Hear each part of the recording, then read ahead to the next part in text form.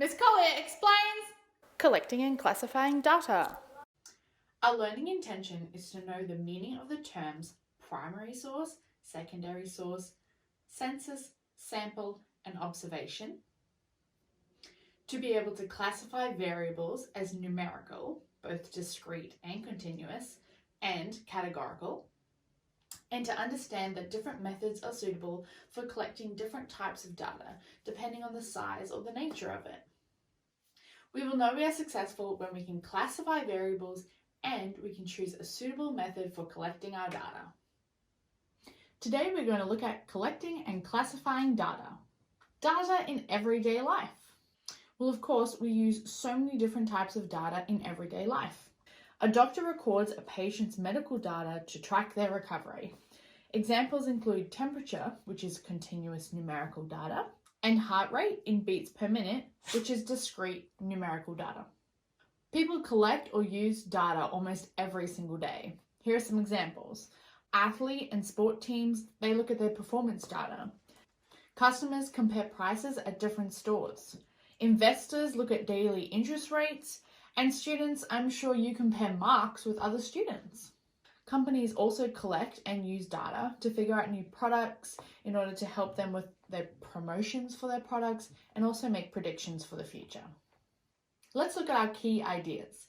Now, you may know from other subjects such as science about variables, but let's quickly recap. In statistics, just like in science, a variable is something that is measurable and observable and that we expect to vary or change over time. A variable could be numerical, numbers, or categorical, in categories. Let's look at numerical data. We can also more accurately call it quantitative data, and you'll see the word quantity inside there. And that's because numerical data is numbers. It has an actual quantity that we can measure, so we call it quantitative. Numerical data comes in two different forms. Firstly, we have discrete. This is data that can only take on certain numerical values. For instance, if I ask people how many TVs they have in their house, they could say 0, 1, 2, 3, but they couldn't say 1.235. There are only certain particular numerical values that could be the answer. On the other hand, we have continuous data, which, as the name suggests, is continuous, and the data can take on any value in the range. These variables can include heights, weights, temperatures, they're all continuous. For instance, someone's height could be 172 centimeters, but if they wanted to be more accurate, they could say 172.4. And if they somehow had really great measuring instruments and they could be really accurate, they could say 172.4369258 centimeters. Therefore, the data could be any value inside that range. So that is numerical data. Now we have categorical data, which can also be called qualitative data. This is data that's not numerical but fits into groups, such as colors, gender, brand of car, brand of shoe, many different things. In a survey, categorical data could be collected in words, such as yellow, female, ice cream, or it could be collected in numbers. Now, I don't want you to get confused and think that some data, just because it's a number, is numerical data. For instance, if you did a survey asking for people's opinion on ice cream, you could ask them to say a 1 if they dislike it, 2 if they're neutral, or 3 if they like it. This isn't actually giving us numerical data, but rather telling us which category they are in based on numbers. Obviously, you better be a 3. This unit is linking to so many different subjects. You might know about primary and secondary sources from history. Let's recap. Data from a primary source is first-hand information collected from the original source by the person or the organization that needs the data, so they get the information themselves. Examples of a primary source could be a survey that you conduct in your class, or large data collection by people like the Bureau of Statistics. Whereas data from a secondary source has been collected by someone else, published, and then usually even summarized by someone else. This could be data we collect from newspaper articles, textbooks, internet blogs. They could all be representing a secondary source. Data can be collected from different groups of people. When an entire population is surveyed, it is called a census. This means we get the information, facts, or opinions from everyone involved.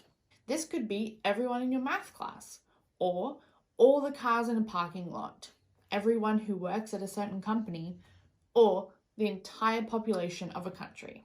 When we can't or we don't need to survey the entire population, we can survey a subset, which is called a sample. When we do this, samples should be randomly selected and we should have a large enough sample so that we can represent the views and opinions of the whole population. When we can't choose who we survey and we can only record information that's visible to us, this is called an observation. Examples might be people posting their political views on a news article online. We can't choose who posts, we can only observe the opinions of those who do. Let's practice classifying variables. My question says, classify the following variables as categorical, discrete numerical, or continuous numerical. A is the state or territory in which a baby is born. This is going to be categorical. This is because the answer that is given is going to be the name of a state or territory, which is a word, not a number, meaning it fits into a category. B, the length of a newborn baby. This is going to be continuous numerical. When we measure the length, it's going to be a number, so it's going to be numerical, but also any of the values in that range are possible, which means it's going to be continuous. You have a go at classifying variables. Let's quickly check your answers. The number of children a person has. This is going to be discrete numerical. The answer is going to be a number, but it has to be discrete because we can't have half a child, which means the value is going to be very specific numbers. B, the brand of shoes that someone wears. This is going to be categorical. This is because when I get my data, the answer is going to be a word, not a number. Let's look at collecting data from primary and secondary sources. My question says, decide whether a primary or secondary source is suitable for the collection of this data on each of the questions and suggest a method that we could do to collect it. So I'm going to have to do two things, decide primary or secondary and figure out how we could get this data. A is the average income of Australian households. Well, I think I could get a primary source for this. The Australian government does a census every 5 years and income is one of the questions. So I could look at the census data to figure this out.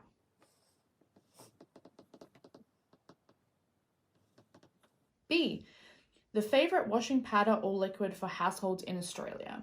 Now I think I'm going to have to use a secondary source. This is because if I was going to do primary, I would have to conduct a survey and I don't think I would be able to get a sample large enough to represent the views of the whole of Australia. Now I have to think, where could I get this data from? Well, there are market research companies that do phone calls or surveys of people to figure out these sorts of questions. I could potentially find the answer from a market research company.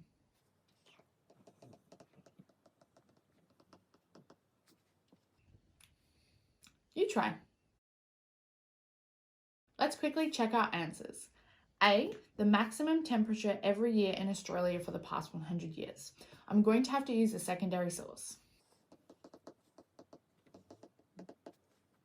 I have to think about where this sort of information might be published. Could be on a weather site, but I'm thinking maybe a magazine or journal has this information.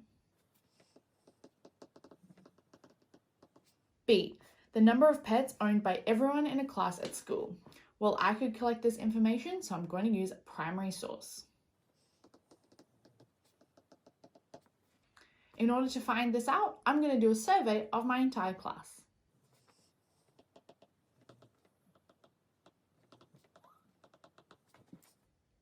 I hope you can now see how we can classify variables and we can choose suitable methods for collecting data.